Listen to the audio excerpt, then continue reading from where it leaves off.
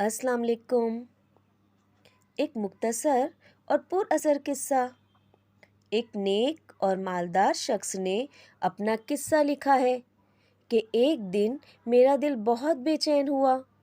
ہر چند کوشش کی کہ دل بہل جائے، پریشانی کا بوجھ اترے اور بے چینی کم ہو، مگر وہ بڑھتی ہی گئی۔ بالآخر تنگ آ کر باہر نکل گیا اور بے مقصد ادھر ادھر گھومنے لگا۔ اسی دوران ایک مسجد کے پاس سے گزرا تو دیکھا کہ دروازہ کھلا ہے۔ فرض نمازوں میں سے کسی کا وقت نہیں تھا۔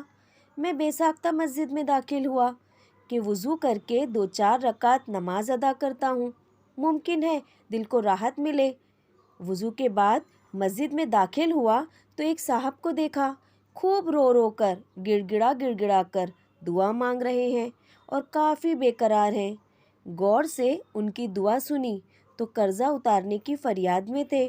ان کو سلام کیا، مصافحہ ہوا، قرضے کا پوچھا۔ بتانے لگے کہ آج ادا کرنے کی آخری تاریخ ہے، اپنے مالک سے مانگ رہا ہوں۔ ان کا قرضہ چند ہزار روپے کا تھا، وہ میں نے جیب سے نکال کر دے دیے۔ ان کی آنکھوں سے آنسو چھلک پڑے اور میرے دل کی بے چینی سکون میں تبدیل ہو گئی۔ میں نے اپنا وزٹنگ کارڈ نکال کر پیش کیا کہ آئندہ جب ضرورت ہو مجھے فون کر لے، یہ میرا پتہ ہے اور یہ میرا فون نمبر۔ انہوں نے بغیر دیکھے کارڈ واپس کر دیا اور فرمایا، نہ جناب، یہ نہیں، میرے پاس ان کا پتہ موجود ہے جنہوں نے آج آپ کو بھیجا ہے۔ میں کسی اور کا پتہ جیب میں رکھ کر ان کو ناراض نہیں کر سکتا۔ کیا آپ کے پاس ہے اللہ کا پتہ؟ بہت آسان ہے۔ اگر آپ مرد ہیں تو مسجد میں جا کر اللہ سے ملاقات کیجیے۔